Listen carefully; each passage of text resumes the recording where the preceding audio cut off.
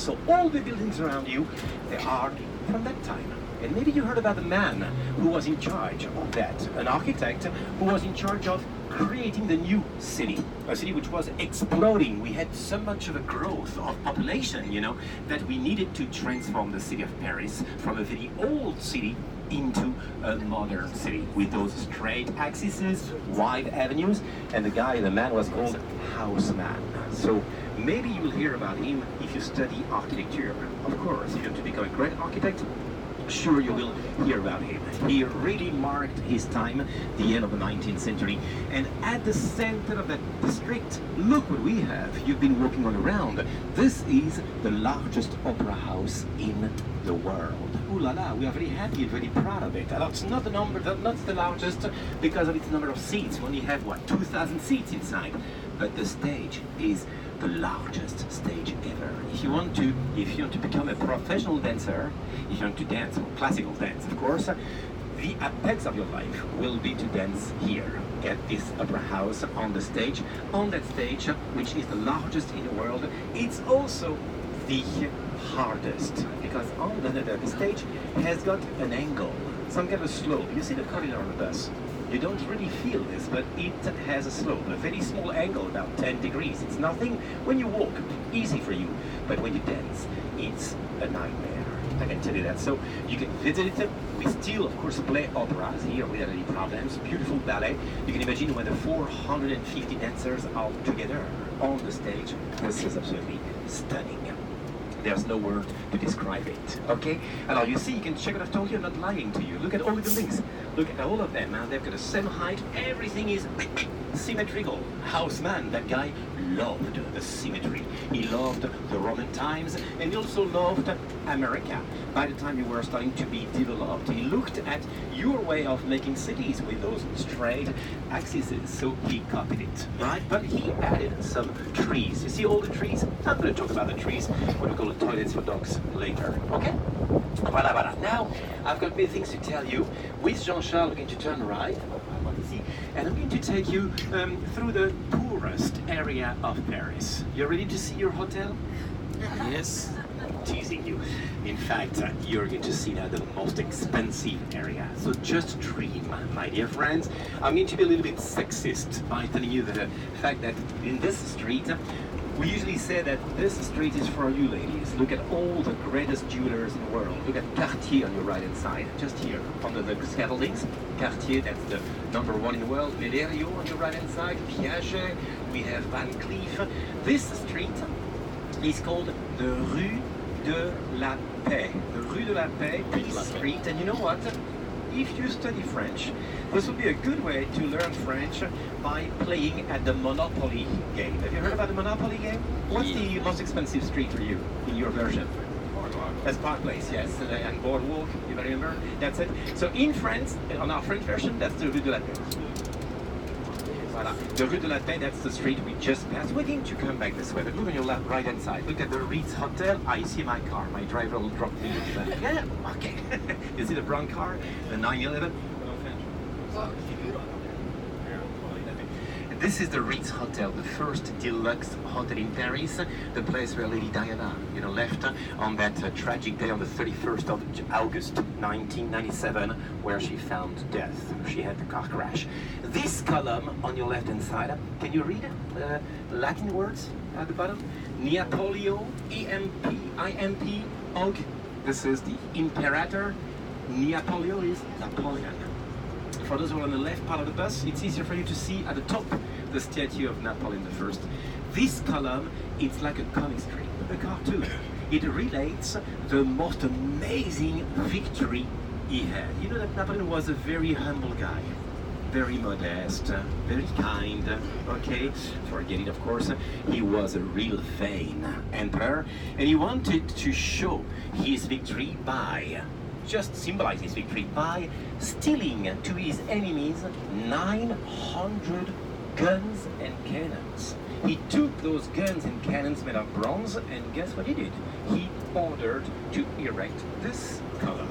So this column is a real insult to Europe, because of course it reminds us the conflicts, the tensions we had between the different countries of Europe. Can you see the balconies, some of you? What sign can you see on the balcony at the center? Yes, the sun. The sun with the face of Apollo, which gives you the name of that square that you've just seen. The Place Vendôme is one of the oldest squares in Paris. This is the Sun King who ordered it. And I know for you it's so hard to believe it. We've just seen a square which is 350 years old. That means yesterday for us. Okay? But for you, you come from a young country, this is always very hard to understand that, to realize that. And I was talking about dance. You remember the Opera House? I was talking about the dance and so on. On your right-hand side, you get to see a very, very famous store, which is now all over the world, a worldwide known name. This is the Repetto. Have you heard about Repetto? R-E-P-E-T-T-O, right? This is, they make perfumes, but they mostly sell tutus and ballerinas for the dancers. So look on your right-hand side, you're going to see that they just changed the window, and it's beautifully decorated with all the flowers, with the pink tutus. Look at this. Well, just on the right-hand side, here is Repetto, where the professional dancers come and, of course, buy their stuff. Just look now on your left-hand side, get ready. This is Paris. You know, you have to be surprised. I love it. Look at the beauty. Look at the beauty of the facade of the Opera House. Isn't it wonderful? You see the roof, how it is? Don't you think the roof of the concert hall looks like a crown? This looks like a crown. That's the place where all the rehearsals are located today, right? And this is the crown of the emperor we had at that time, around 1860, while the Opera House was started to be built. He was named Napoleon III. He was a mess politically. I can tell you that we keep a very bad memory of him politically, but he is the one who thought about transforming Paris into a modern city. You might hear about him when you will go to Madrid, because he was married to a Spanish girl, a Spanish lady called Eugenia of Montijo, right? She lived in Madrid. All the family is from the area of Madrid. And I'm not going to talk too much about this avenue, because for us, this avenue, for the Parisians, this is for us the avenue which is not the best one. We don't like this avenue for one reason. There's something missing. Do you know what misses in this avenue? Yes, exactly. Heidi is right. Trees. Well, now you feel Parisian, you know, right? So no shade, no trees. It's a bit sad, it's a bit cold, if we can say that, right? And I've got to tell you that all the avenues, all the boulevards of Paris are lined with trees. We got 170,000 trees. That means 170,000 toilets for dogs, right? That's essential. But this street doesn't have, this avenue is the only avenue with no trees. You know the answer. You know why? If you look just behind you, you got the answer. The architect of the Opera House told Haussmann, the architect of Paris, guy, if you plant any tree in this avenue, I will hang you on it, because you will spoil the beautiful perspective, the beautiful view you will have from up there to the Opera House. And that's the only reason why this avenue is with no trees, right? But this also explains to you, my friends, what makes Paris so beautiful, because you're going to have a major question during the tour. What makes Paris so specific, so beautiful, so attractive? I have many answers. The first answer, myself. Okay. The first answer, straight lines. You're going to feel that symmetry everywhere that makes the beauty of the city, right? There are other answers. The other answer, the size of Paris. What did you expect? When you came to Paris, usually even if you have excellent teachers, you know, they have to tell you that, and maybe you've been told about this, that Paris is not a big city. You know what fascinates us when we go to the States? A part of Boston and San Francisco, that are for us the only human cities, you know, in America. When a French guy goes to America, he's completely amazed by the vastness of your country, of your cities. This is something we cannot realize, right? Even if we take 1,000 pictures, we won't be able to, you know, transmit it. That's the way it is. So Paris for you, it's a small village. It's just 5 miles from north behind you to south, and about 6 miles from east to your left to west. That's it. Right? So that means that you can walk through Paris without, through the streets of Paris without any problems. Without getting tired. You will always have something to see in Paris. You will never get bored of walking through the streets and look at everything everywhere. You will love it. Okay? Now we have a great sensation. We're going to test Jean-Charles. Right, Jean-Charles is coming from the outskirts of Paris, and he has to drive through this small archway. Look at this. So we have to keep close together. We only have the place to drive through these arches. I can tell you that sometimes with young drivers, they miss it. And you're going to see the evidence. You're going to look on each side of the archway by the side of the mirrors. You're going to see the trace of mirrors that have been left by the drivers that partly missed the arch. This is a terrible test for them, you know, especially after lunch when they've drunk 2 bottles of the Bordeaux wine. But that's okay. Now look at this and get ready with your eyes, your heart, your cameras, your smartphones, selfies. Because just after, you're going to see something that you will see tomorrow. Is that right, Pascal? Yes. Yes. Tomorrow morning. Tomorrow morning you'll come back here and you will really fall in love with this amazing building. Look at this. Again, we love it. You don't expect what you're going to discover. This building, which looks more like a palace than a museum. This was a palace before, the palace of most kings of France. This is the largest museum in the world, not for its number of masterpieces, we don't care about that, but for its number of miles of galleries. You got 5 miles of galleries. This is the Louvre Museum. Look at this. And what do you think about this, ladies and gentlemen? What do you think about this entrance, which celebrates its 30th birthday this year, right? 2019, 1989. What do you think about this? Do you like it? Yes? That's normal. You're American. You've been much more open-minded than we have. You know, in France, we've always been in trouble with one art. So when this project of making a new entrance here was in the media, in the newspapers and so on, you know what we did? We complained, we yelled, we even stopped the works by attempting to the caterpillars, ready to do it, right? So finally it has been done. We are enjoying it, of course, right? Because after a while now we're getting used to it. But even if people say that it spoils a little bit of the beauty of the architecture and so on, hey, it's up to you, right? And we think it's not too bad because it's symmetrical. It reminds us Egypt, an old civilization. It is made of glass, right? So it's almost transparent, so it doesn't really spoil too much, and it's very, very, very useful. Because there is only one big entrance. If tomorrow you think you're lost, just look for the signs towards the pyramid and you will find everyone. This is as easy as that, right? And of course tomorrow, what will you see there? Oh my God. And you'll have to see 3 major highlights of the world, right? The first one, that's of course the Mona Lisa, painted by Leonardo da Vinci, right? Well, that's the original one, of course, right? You'll see her, and you will look at her changing expression from one side to the side. Of course, you're going to say, yes, but I know, Fred, that we've heard about the fact that she looks at you. Yes, of course, but all the portraits of that time, they do the same thing. I don't think you've crossed the Atlantic Ocean just to see something that can be seen everywhere, right? So it's true that when you look at her from the left to the right, she keeps following you with her eyes. But in fact, she mostly changes expression. That is unique, and we still don't know really how Da Vinci did to make it. Then you will run to the Greek antiques, and my dear ladies, just for you, you're going to see after you the nicest lady on earth. The nicest lady in the world, she is here. She's called the Venus of Milo. She's absolutely tremendously beautiful. She's a statue, she's a bit old, but I can tell you that with the makeup, that meant something, right? 2,200 years old. She is the Greek statue which has got the best proportions ever. But she's got 2 problems, 2 issues.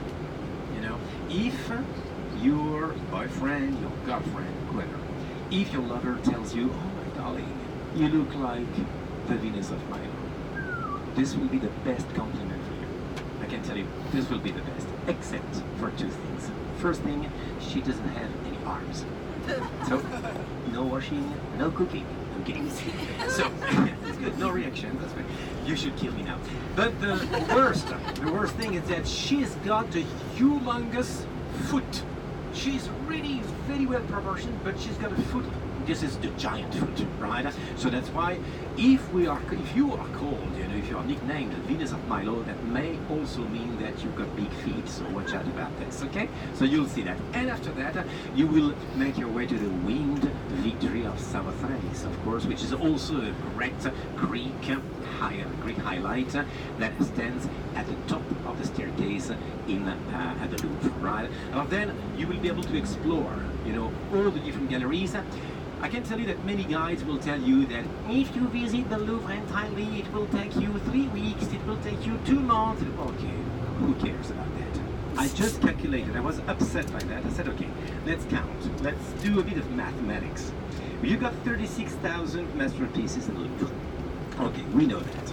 If you spend half a minute in front of every single masterpiece, it will take you 10 days and nights. That's it. But I don't think you will spend 30 seconds, in front of a masterpiece.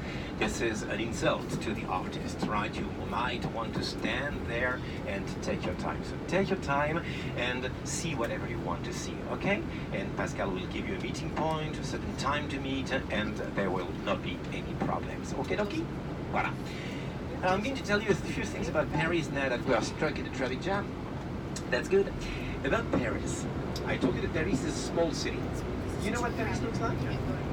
A square, a triangle, a lozenge, a circle, an egg? Like a circle? It's like a circle, exactly. It's like an egg, I would say. It's like an oval shape, right? So everything is concentrated in Paris. That's quite kind of easy. That's why you can walk easily from one monument to the other, one highlight to the other, without getting tired, right? The Eiffel Tower, because I heard some of you saying, let's go, we're gonna see the Eiffel Tower. When you say Eiffel, it's awful. Okay? So we'll go to the Eiffel Tower, but you can really walk from here to the Eiffel Tower. It will take you maybe, let's say 40 minutes. Right? That's really nothing. And you will just follow what's the name of the river? Forgot. Thank you so much. Oof. Yes, the river Seine. Seine, which stands on your right hand side. That's also the reason why in America you said even in Paris the fish are insane. I got those bad jokes, just for your digestion, okay? But I can tell you that this is a major problem for you. Paris is a city which is entirely divided by the river Seine, which makes that we've got 2 banks, the right bank and the left bank. If you want to meet your friends, next time you'll come here with members of your family or friends, you'll tell them, okay, let's go somewhere. If you don't want to go with us, you can go shopping and we'll meet on the right bank. Which bank are we on actually? What do you think? Don't be shy, okay? Who thinks we are on the right bank here? Nobody. Who thinks we're on the left bank? Who thinks nothing? You're cheating, Right, okay. Those who think left are completely wrong. Yes. So I was right.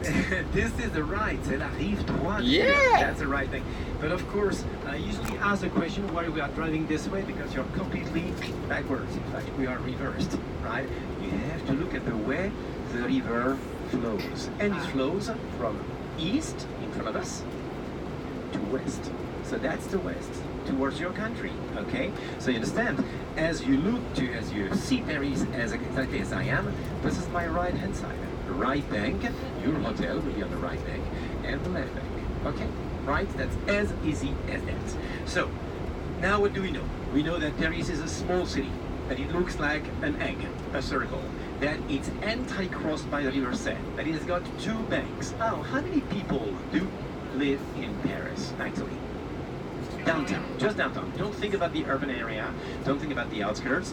Just downtown, you would say? You're right, yes. 2.3 million people, and it's decreasing. Same process, same thing in your country. Now people are moving out for many reasons. The urban stress, the pollution, of course, but also the prices. You've been in the most expensive square city in Europe, London, right? Paris is actually number 3 in Europe. Number 1, London. Number 2, Berlin in Germany. Number 3, Paris. If you want to buy an apartment here, just count around 10,000 euros, that's about $12,000 for you, for 1 square meter. That means, you know, four chairs. That's it, 10 square feet, if you prefer, okay? That's 10,000 euros, and we have a lot of differences. You know, where we go now, you can really double the price. You can go up to 22,000 euros for 1 square meter. So you really have to be, you know, rich to live downtown. And the other reason is now that we prefer to live outside because for us, French people, a sign of social success. This is to have our own house with a small yard, right? A house which would be about 1,000 square feet, a small yard, and the countryside around. Our urban transportation are really good. I can tell you that we have the high-speed train. You know, for myself, I live in the south part of France. I live about let's say 500 miles away from here, right, in nearby Nîmes. Yesterday we had terrible heat in Nîmes in the south, and I came here for you, right? I came here yesterday by train, with a high-speed train, and it took me 3 hours. And that's it, right? That's absolutely miraculous, okay? So when you live in a city or outside a city, it's also kind of easy to reach downtown because you have a lot of metros and express metros, what we call the RER in France, buses, and it's very, very easy to use it as soon as we don't have any technical bug or any suicide on the railway or any strike. That's the problem, okay? But well, otherwise, everything is okay. That's why now many people, more and more people, do live outside the city and come to the city every day, of course, to work, right? Alors, this is a very special weekend. You know why? Gay Pride? No. Is Gay Pride today? It's not today. No, I think it's next week, but I'm not sure. I'm not sure, Pascal. I'm going to check. No, I was thinking about the fact that this is the first weekend of our summer vacation. By the time you're here, my dear, your friends in high school, they are just waiting now for their final results for the baccalaureate.